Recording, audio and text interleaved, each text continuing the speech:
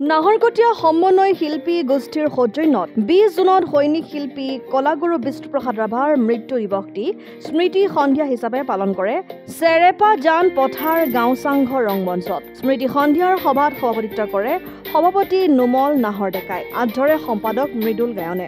অনুষ্ঠানত বিভিন্নজনে বিষ্ণুপ্ৰসাদ ৰাভাৰ গীত পৰিৱেশন, কবিতা আবৃত্তি কৰাৰ লগতে জীৱনীৰ আলোকপাত কৰি স্মৃতি ৰোমন্থন কৰে। অন্যান্য সকলৰ লগতে উপস্থিত থকা উল্লেখযোগ্য ব্যক্তিসকল হৈছে ৰমেশ নাহৰ ডেকা, কমল মজুমদাৰ, দীপক গগৈ, তনু ধাদুমি আদি।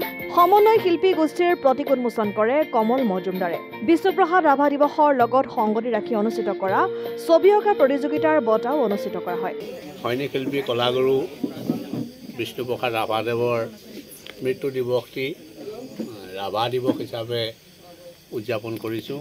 আমাৰ সমন্বয় শিল্পী গোষ্ঠী নাহৰকটীয়াই ইতিমধ্যে আমি 23 চনতে আমাৰ প্ৰতিষ্ঠা হৈছে আৰু সেই মৰ্মে আমি কিছুমান অনুষ্ঠান অনুষ্ঠিত কৰি আহিছোঁ আৰু তেনেধৰণে আজি কলাগুৰু বিষ্ণুপ্ৰসাদ ৰাভাদেৱৰ দিৱসটি আয়োজন কৰিছোঁ।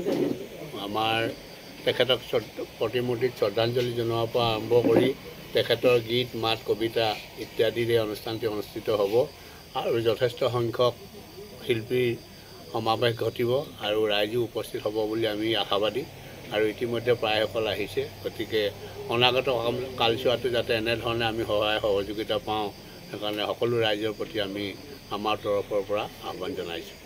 নাহৰকটীয়াৰ পৰা ক্ষীৰোদ কোঁৱৰৰ ৰিপৰ্ট, অসম আদিত্য।